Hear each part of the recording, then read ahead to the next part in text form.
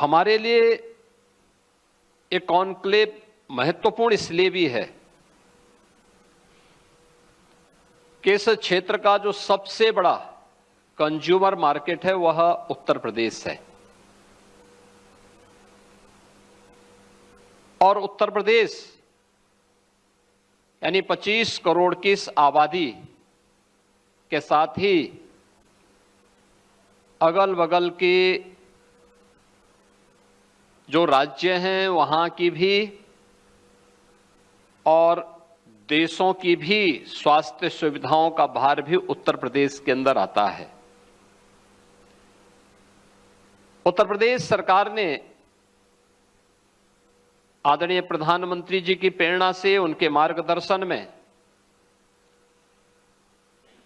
भारत सरकार के साथ मिलकर के पिछले 8-9 वर्षों के अंदर स्वास्थ्य क्षेत्र में व्यापक परिवर्तन करने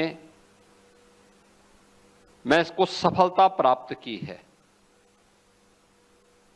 हेल्थ इंफ्रास्ट्रक्चर को हमने आगे बहुत अच्छा करने का प्रयास किया। 2017 के पहले उत्तर प्रदेश में गवर्नमेंट और निजी क्षेत्र को मिलाकर के कुल 40 मेडिकल कॉलेजेस यूपी में थे और आज उत्तर प्रदेश में 81 मेडिकल कॉलेजेस वर्तमान में पूरी तरह क्रियाशील हैं। 2 एम्स हैं। लगभग डिस्ट्रिक्ट लेवल स्तर के 100 से ऊपर हॉस्पिटल्स हैं जिनकी जो गवर्नमेंट के द्वारा संचालित होते हैं। CSC, PSC, health and wellness centre की एक लंबी श्रृंखला हमारे सामने है जो दूर दराज के क्षेत्रों में भी स्वास्थ्य की सुविधाएं उपलब्ध करवाते हैं।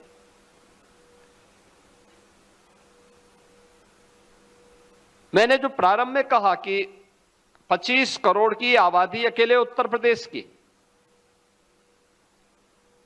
और पिछले 11 वर्ष के अंदर देश के अंदर इस क्षेत्र में हुए व्यापक परिवर्तन के कारण आज लोगों के लिए स्वास्थ्य की सुविधा उपलब्ध कराना बहुत आसान हुआ है। याद करिए, प्रधानमंत्री आयुष्मान की सुविधा जब तक नहीं थी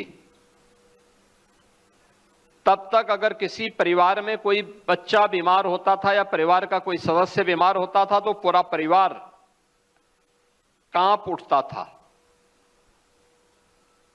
हम लोगों ने 2014 के पहले ऐसे परिवारों को देखा है कि परिवार में कोई बच्चा बीमार हुआ, पूरा परिवार उस बच्चे का उपचार करने के लिए आता था। पैसा समाप्त होता था, उसके बाद उस बच्चे को लेके जाते थे या उस बीमार व्यक्ति को वापस घर लेकर के चले जाते थे, क्योंकि तब न सरकार के स्तर पर कोई सहयोग होता था और न ही उत्तर प्रदेश जैसे राज्य में स्वास्थ्य की सुविधा इतनी मजबूत ही थी। लेकिन पिछले 11 वर्ष के अंदर स्वास्थ्य की सुविधाओं में हुए व्यापक परिवर्तन, हेल्थ इंफ्रास्ट्रक्चर का और मजबूत होना और प्रधानमंत्री जन आरोग्य योजना के अंतर्गत आयुष्मान के गोल्डन कार्ड की उपलब्धता, आज अकेले उत्तर प्रदेश में 5.5 करोड़ परिवार, 5.5 करोड़ गोल्डन कार्ड हम लोगों ने जारी किए हैं, जिन्हें हम आयुष्मान की सुविधा से 5 लाख रुपए प्रतिवर्ष स्वास्थ्य की सुविधा उपलब्ध करवा रहे हैं। जिन लोगों ने आयुष्मान कार्ड की सुविधा का लाभ, अगर वह पात्रता की श्रेणी में आता है और उसे नहीं प्राप्त हुआ तो हमने उसे मुख्यमंत्री जन आरोग्य योजना से कवर भी किया है। तमाम ऐसी श्रेणियां हैं जिन्हें हम लोगों ने अन्य सुविधाएं दी हैं, लेकिन हमारा जो स्वयं का सरकारी हेल्थ इंफ्रास्ट्रक्चर है, इसमें हम इस सब के बावजूद भी फ्री में स्वास्थ्य की सुविधा उपलब्ध करवाते हैं। यानी 5.5 करोड़ हम लोगों ने गोल्डन कार्ड तो जारी किए हैं, लेकिन ऐसा नहीं कि 25 करोड़ की आबादी में बाकी के लिए सुविधा नहीं है। सभी लोगों के लिए मेडिकल कॉलेजेज हो, डिस्ट्रिक्ट हॉस्पिटल हो, सीएससी हो, पीएससी हो, हेल्थ एंड वेलनेस सेंटर हो, इन सभी में स्वास्थ्य की सुविधा यहां पर फ्री में उपलब्ध करवाई जाती है। सभी नागरिकों को बिना किसी भेदभाव के उपलब्ध करवाई जाती है। इसके परिणाम भी सामने आए हैं। उत्तर प्रदेश के अंदर स्वास्थ्य के क्षेत्र में इस हुए परिवर्तन का परिणाम है कि मातृ मृत्यु दर को नियंत्रित करने में, शिशु मृत्यु दर को नियंत्रित करने में, संस्थागत प्रसव को नेशनल एवरेज के समकक्ष लाने में उत्तर प्रदेश ने सफलता प्राप्त की। कई जनपद उत्तर प्रदेश के ऐसे हैं जिन्होंने ट्यूबरक्लोसिस को पूरी तरह नियंत्रित करने में सफलता प्राप्त कर ली है। उत्तर प्रदेश के अंदर वेक्टर बाउंड डिजीज की एक लंबी श्रृंखला यहां देखने को मिलती थी। 15 जून के बाद जैसे ही मानसून आता था तो किसी क्षेत्र में इंसेफ्लाइटिस, कहीं डेंगू, कहीं मलेरिया, कहीं चिकनगुनिया, कहीं कालाजार, अलग अलग क्षेत्रों में ये सभी हमें देखने को मिलते थे। लेकिन मुझे बताते हुए प्रसन्नता है, इंसेफ्लाइटिस 40 वर्ष में 50,000 बच्चों की मौत उत्तर प्रदेश के अंदर होती है। और 2017 में हम लोगों ने एक साथ मिलकर के इसके खिलाफ अभियान चलाया। अगले 2 वर्ष में इंसेफ्लाइटिस पूरी तरह समाप्त। आज 0 डेथ है, 0 डेथ यूपी के अंदर। डेंगू हो, मलेरिया हो, कालाजार हो, चिकनगुनिया हो, पूरी तरह नियंत्रित किया गया है।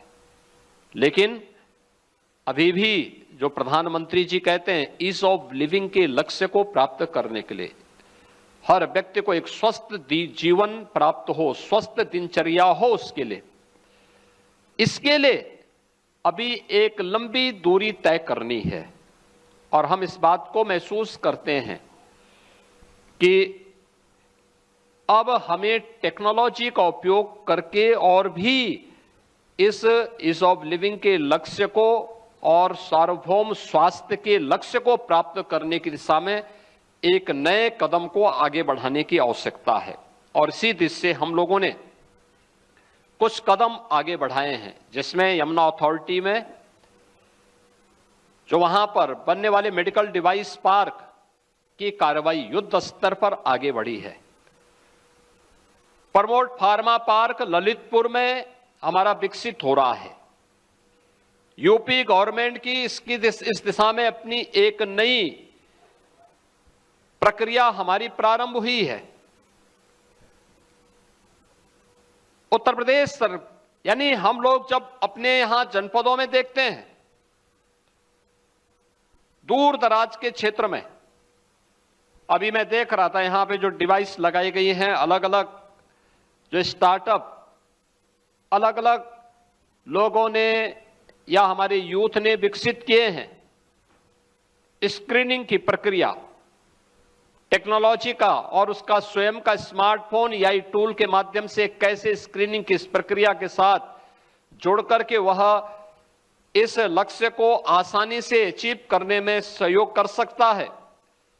आज उस दिशा में किए जाने वाले प्रयास बहुत महत्वपूर्ण होंगे और उस दिशा में मैं सबसे पहले आपको इस बारे में कह सकता हूं कि हम आज जब देखते हैं, मैं मानता हूं आज भी स्क्रीनिंग की प्रक्रिया हम अंतिम पायदान पर बैठे हुए व्यक्ति से प्रारंभ कर सकते हैं।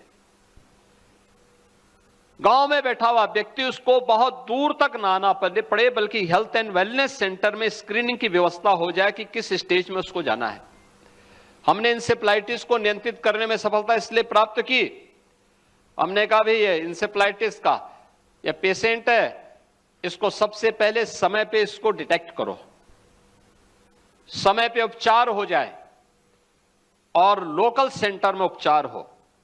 ऐसा नहीं कि उपचार करने के लिए 50 किलोमीटर दूर जा रहा है। अगर 1 किलोमीटर की दूरी पर उसका पीएचसी है या हेल्थ एंड वेलनेस सेंटर है तो वहीं पे उसको उपचार की सुविधा प्राप्त होनी चाहिए। आप आश्चर्य करेंगे, ये प्रक्रिया जब सख्ती से लागू की गई और ये तय किया गया कि डिस्ट्रिक्ट हॉस्पिटल या मेडिकल कॉलेज में कोई भी पेशेंट आता है तो उसकी यह पता लगना चाहिए कि किस गांव से आया है और उसकी बीएसटी लिखी होनी चाहिए कि कौन डॉक्टर इसको रिफर कर रहा है।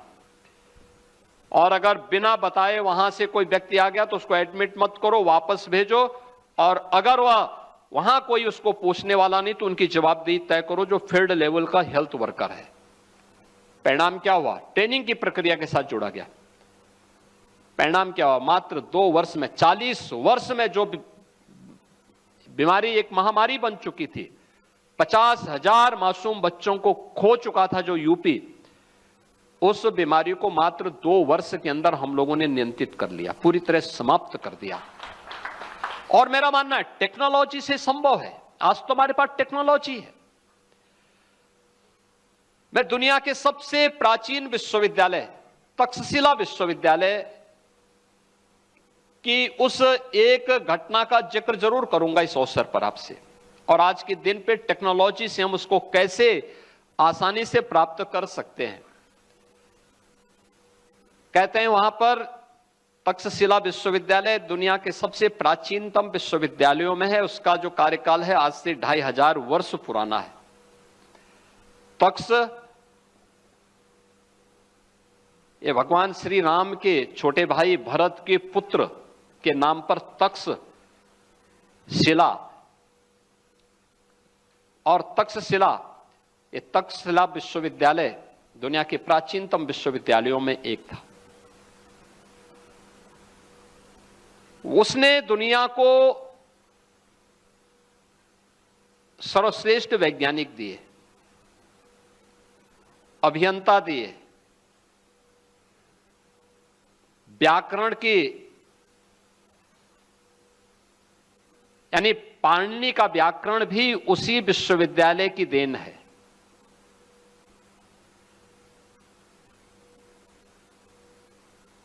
चाणक्य जैसे अर्थशास्त्री भी उसी विश्वविद्यालय की देन है। और जब इस प्रकार के केंद्र बनते हैं तो वह केंद्र केवल शिक्षा के केंद्र नहीं होते, वह केवल नवाचार के केंद्र नहीं होते, शोध के केंद्र नहीं होते, बल्कि वह उस पूरी व्यवस्था के स्वर्ण युग की ओर ले जाने के एक महत्वपूर्ण आधार भी बनते हैं। और यही हुआ था। वहां पर एक विश्व प्रसिद्ध औषधि वैज्ञानिक तैयार हो रहा है, वो वहां पे तैयारी कर रहा है, देख रहा है, और उसका नाम था जीवक। जीवक नाम का जो वैद्य था वो अपनी वैद्यकीय शिक्षा ग्रहण करने के लिए वहां गए थे। कई वर्ष हो गए उन्होंने वहां पर अपनी शिक्षा अर्जित की, और कई वर्ष के बाद उन्हें लगा कि उन्हें वापस अपने देश को जाना है।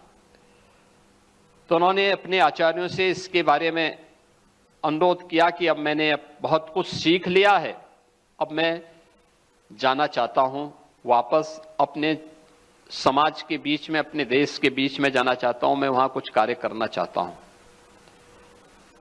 तो उनके आचार्यों ने उसकी परीक्षा लेने के लिए उनसे कहा कि भाई ठीक है, एक काम करो, अगर तुमने बहुत कुछ सीख दिया, तुम पारंगत हो गए हो, तो ये बताओ इस जंगल में, इस सामने जो जंगल है, इस जंगल में जाके देखो कौन सा ऐसी वनस्पति है जिसमें औषधीय गुण नहीं है, उसको ढूंढ के लाओ। वो जाते हैं। 15 दिन 20 दिन उन्होंने वहां पे खूब विचरण किया, देखा, उनको कुछ भी नहीं प्राप्त हुआ। उन्होंने कहा कि नहीं, वापस आते हैं। वापस आने के बाद उन्होंने अपने आचार्य से एक ही बात कही। वापस आए तो आचार्य से उन्होंने कहा कि कोई भी ऐसी वनस्पति नहीं है जिसमें औषधीय गुण का तत्व मौजूद न हो। यानी उन्होंने उस बात को किस रूप में प्रस्तुत किया? नास्ति मूलो अनौषधय, यानी कोई भी मूल ऐसा नहीं, कोई भी वनस्पति ऐसी नहीं जिसमें औषधीय गुण न हो।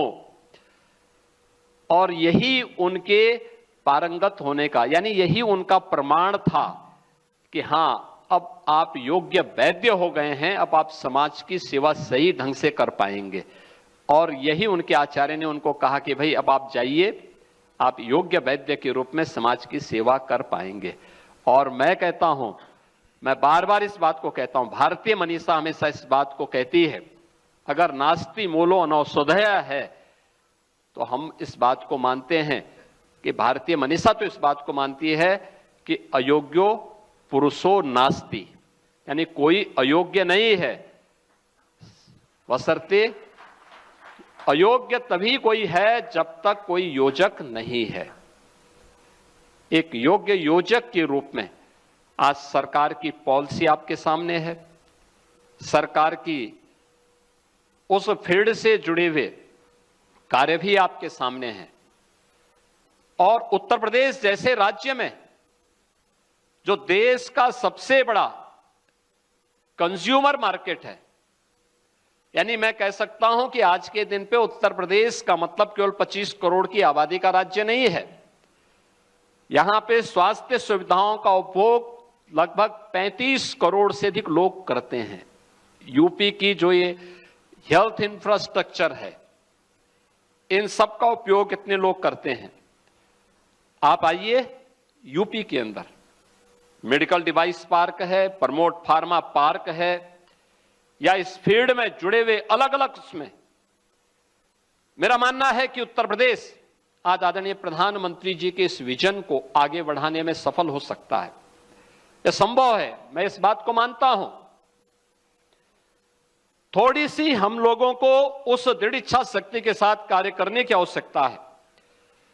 स्क्रीनिंग की प्रक्रिया हमारी गांव-गांव में बैठ के हो सकती है। एक छोटा सा उदाहरण मैं उसका आपको देना चाहूंगा, वह है कोविड कालखंड का। और कोविड कालखंड में हम लोगों ने इस बात को देखा था, हम लोगों ने उस समय एएनएम आशा वर्कर का बेहतर उपयोग किया था। हम लोग इस बात को मानते थे, यूपी जैसे राज्य में लोग चिंतित थे कैसे कोविड को नियंत्रित करेंगे। हम लोगों ने कहा हम करेंगे। हम लोगों ने सभी हेल्थ वर्कर्स से कहा था, जो फील्ड लेवल के हेल्थ वर्कर्स थे उनसे हमने कहा, भाई आपको जो सुविधा चाहिए आप सरकार से बोलिए, सरकार आपको सभी प्रकार की सुविधाएं देंगे। कोर्ट ने उन्हें बाद में, माननीय न्यायालय ने उन्हें बाद में सुरक्षा का कवर दिया था। हम लोगों ने पहले उन्हें सुरक्षा का कवर उपलब्ध करवा दिया था कि दुर्भाग्य से अगर किसी की मौत होती है तो सरकार उसकी जिम्मेदारी लेगी, सरकार उनको हर प्रकार से सुरक्षा का कवच देगी। और परिणाम, इतना बेहतरीन कार्य उन्होंने किया था। वे घर घर जाती थी, स्क्रीनिंग करती थी। कहीं कोई फीवर का पेशेंट है, कहीं कोई खांसी का पेशेंट है, कहीं कोई इस प्रकार का पेशेंट, उसको ला करके तुरंत उपचार शुरू कर देते थे। उन्हें घर से अलग उनकी व्यवस्था कर देते थे, क्वारंटीन कर देते थे। परिणाम क्या था? 25 करोड़ की आबादी में हम लोग बेहतरीन प्रबंधन करने में सफल हुए थे। और मेरा मानना है कि ये चीजें संभव है। स्क्रीनिंग की इस प्रक्रिया को हम आज, हर व्यक्ति के पास स्मार्टफोन है, उस स्मार्टफोन के माध्यम से और आसान कर सकते हैं। अभी यहां पे एआई का, हेल्थ केयर का एआई कॉन्क्लेव हुआ था अभी गत सप्ताह ही, और मैं देख रहा था कि स्मार्टफोन के माध्यम से ट्यूबरक्लोसिस की स्क्रीनिंग की प्रक्रिया कितनी आसान हो सकती है। यह संभव है। टेली कंसल्टेशन के माध्यम से हम लोग सामान्य पेशेंट को, जिसको केवल वायरल फीवर हो गया, सर्दी जुकाम हो गया, वह क्यों किसी टर्सरी केयर के सेंटर में जाकर के वहां के अन्य लोगों के समय को किल करे। उसकी स्क्रीनिंग उसी स्तर पर हो सकती है, हेल्थ एंड वेलनेस सेंटर पर, गांव के कॉमन सर्विस सेंटर पर, गांव के सचिवालय पर टेलीमेडिसिन की सुविधा और टेली कंसल्टेशन की सुविधा वहां पर भी दी जा सकती है। इसको और आसान बनाया जा सकता है, इस दिशा में और अच्छे कार्य आगे बढ़ाए जा सकते हैं। और जहां पर फिर ये प्रक्रिया आगे बढ़ सकती है, बहुत बड़ा फील्ड है, न केवल यूपी के लिए बल्कि देश के लिए भी और दुनिया के लिए भी। आप बेहतरीन मेडिकल डिवाइस बना सकते हैं, प्रमोट फार्मा पार्क के माध्यम से यहां पर अच्छी औषधियों का निर्माण कर सकते हैं। और ये तो आप देखिए, इस बात को जानते ही हैं कि जब क्राइसिस होती है तो याद रखना, हर व्यक्ति अपनी मोनोपोली करेगा, दुनिया आपके साथ वही व्यवहार करेगी जो आप लोगों ने कोविड कालखंड में देखा है, झेला है। और जिस विपरीत परिस्थितियों का उस समय हम लोग इस बात को देखते थे, एक लंबे समय तक हम लोगों को झेलना पड़ा था। उस समय सेमीकंडक्टर के उसमें, जब उस समय उनकी डिवाइस और कंडक्टर नहीं मिल पा रहे थे, आपने देखा होगा सारे इलेक्ट्रॉनिक आइटम बंद हो गई थी, एकदम बंदी की कगार पर पहुंच गई थी, क्योंकि बहुत सारे जो जिनकी मोनोपोली थी वे लोग जबरन इसमें कर रहे थे, नहीं दे रहे थे, प्रोडक्शन नहीं कर रहे थे, सप्लाई नहीं कर रहे थे, सप्लाई चेन उन्होंने बाधित कर दी थी। हमें स्वयं भी इस दिशा में आत्मनिर्भरता के लक्ष्य को प्राप्त करना होगा। और आज के दिन पे आवश्यक है कि अगर हम यहां पे तो करें, मेक इन इंडिया के लिए तो हम करें ही, प्रधानमंत्री जी के इस विजन को तो कार्य करें ही, लेकिन साथ साथ में फॉर द वर्ल्ड के लिए भी अगर हम कुछ कर पाएंगे, उस दिशा में आगे बढ़ पाएंगे, तो एक बहुत बड़ा केंद्र भारत बन सकता है, उत्तर प्रदेश बन सकता है। और उत्तर प्रदेश सरकार इस बारे में आप सबको आमंत्रित करती है कि आप उत्तर प्रदेश में आइए। मैं आपको इस बात के लिए आश्वस्त करता हूं, एक बेहतरीन इंफ्रास्ट्रक्चर मिलेगा, सुरक्षा का बेहतरीन वातावरण मिलेगा, सिंगल विंडो की सुविधा आपको प्राप्त होगी यूपी के अंदर। कहीं भी आपको दूसरे टेबल में जाने की आवश्यकता नहीं पड़ेगी और एक समय सीमा के अंदर इन सभी कार्यों को उत्तर प्रदेश के अंदर हम लोग करके दिखाएंगे। आज के इस अवसर पर आप सभी लोग आए, एक दिन पहले आकर के मुझे भी इस आयोजन में भागीदार बनने का आपने अवसर दिया है।